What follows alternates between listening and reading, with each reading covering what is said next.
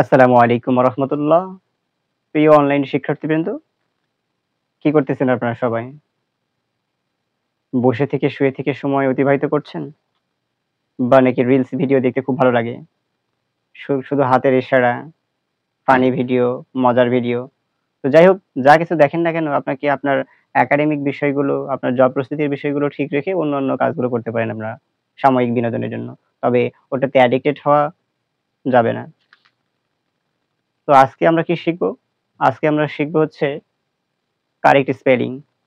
তো আপনারা বলতে পারেন যে ইংলিশ গ্রামারের অনেকগুলো টপিক আছে। সেগুলো নিয়ে কেন আমি আলোচনা করতেছি না। বাংলার অনেকগুলো টপিক আছে, ম্যাথের অনেকগুলো টপিক আছে।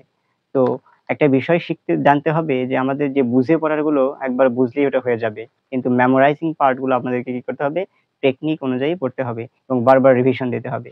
তো আমি ফার্স্টলি আপনাদেরকে মেমোরাইজিং পার্ট গুলো আয়ত্ত করার চেষ্টা করছি। আর মেমোরাইজিং পার্টের অধিকাংশ মেজরিটি পার্ট যদি আমরা এটা কভার করতে পারি, then I will start grammatical topic Bengali and English with math.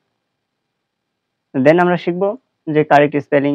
এখন পার্ট 3 আমরা আজকে আলোচনা করতেছি পার্ট 3 মানে 5 টা করে প্রত্যেকটা পার্টে আমরা শিখতেছি। তাহলে প্রিভিয়াস আমরা 5 টা বা 10 টা পার্ট 1 এবং পার্ট 2 তে আমরা কি শিখছিলাম। তো এগুলো আমি বানানটা এখন দেখাবো না। আপনারা দেখার ইচ্ছা হলে আপনারা দেখে নেবেন আমার প্রিভিয়াস যে ভিডিও আছে, আচ্ছা আবু সাইদ একাডেমি ইউটিউব চ্যানেলে গেলে আপনারা এটা পেয়ে যাবেন। তো পার্ট 1 এ আমরা শিখছিলাম ডায়রিয়া বানানটা। মোস্ট ইম্পোর্টেন্ট কারেক্ট স্পেলিং এর ক্ষেত্রে আমাদের গুরুত্বপূর্ণ। লেফটেন্যান্ট বানানটা। মিথ্যা তুমি ১০ পিঁপড়া বলছিলাম এর আগে কিন্তু। তারপরে হচ্ছে রেস্টুরেন্ট, তারপরে সাইকোলজি, সুনামি এই বানানগুলো আপনারা যারা পারেন তাহলে আলহামদুলিল্লাহ পারেন। যারা পারেন না অবশ্যই আমার প্রিভিয়াস ভিডিও থেকে দেখে নেবেন। এবার আমরা পার্ট 2 এ আরো ৫ টা শিখছিলাম। অ্যাসাসিনেশন, অ্যাসাসিনেশন, তারপরে শিখছিলাম হচ্ছে অ্যাসেসমেন্ট, তারপরে শিখছিলাম হচ্ছে হ্যালুসিনেশন, তারপরে শিখছিলাম হচ্ছে ব্যুরোক্রেসি, এবার লাস্ট শিখছিলাম হচ্ছে ক্যালেন্ডার। ক্যালেন্ডার বানান অনেকেই মনে করে সহজ, কিন্তু আসলে অনেকেই পারে না।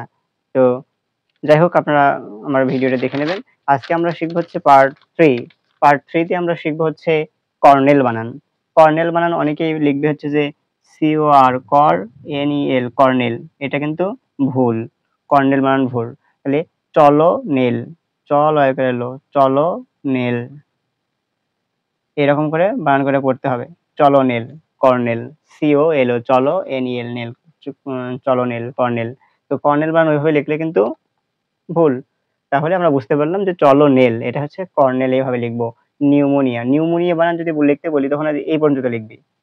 NEU new, MOMONIA pneumonia. কিন্তু নিউমোনিয়ার বানান মেইন ফ্যাক্ট হচ্ছে সামনে পি আছে। পির উচ্চারণটা সাইলেন্ট থাকে। তো এখন বিষয়টা হচ্ছে যে পি বাদ দিলে কিন্তু নিউমোনিয়াটা হবে না। এইজন্য আপনাকে এটা পরীক্ষায় বারবার আসে নিউমোনিয়া বানানটা। PNEUMONIA pneumonia. এবার ডেফিনিশনটা যেটা আসে সংজ্ঞা, এইখানে অনেকে আই দেয়।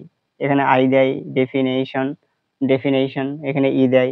তো যাই হোক ডিই ডেফিনিশন, ডেফিনিশন এটা হচ্ছে এটা কয়টা সিলেবল? 1 2 3 4 এটা পলিসিলেবল। তো পলিসিলেবলে আমরা দেখতে পেলাম ডেফিনিশন বানানটা। এবার অ্যান্টিসিডেন্ট আমরা ইন রিলেটিভ প্রোনাউনের ক্ষেত্রে আমরা অ্যান্টিসিডেন্ট অনুযায়ী পরবর্তীতে সাবজেক্ট এবং ভার্ব হয়। এটা আমি দেখছিলাম অ্যান্টিসিডেন্ট যে আই নো আমি জানি। I know the boy who is stole my pen. দেখি অ্যান্টিসিডেন্ট, তাহলে অ্যান্টিসিডেন্ট। এটা খুব সহজ বানান, এটা ভুল হওয়ার কথা না। অ্যান্টিসিডেন্ট, অ্যান্টিসিডেন্ট বানানটা আপনারা দেখে নেবেন। এবার হচ্ছে অন্ত্রপ্রেনার এটা উদ্যোক্তা। অন্ত্রপ্রেনার এই অন্ত্রপ্রেনারটা হচ্ছে একটু কঠিন। অন্ত্রপ্রেনার, অন্ত্রপ্রেনার, ENTREPRENEUR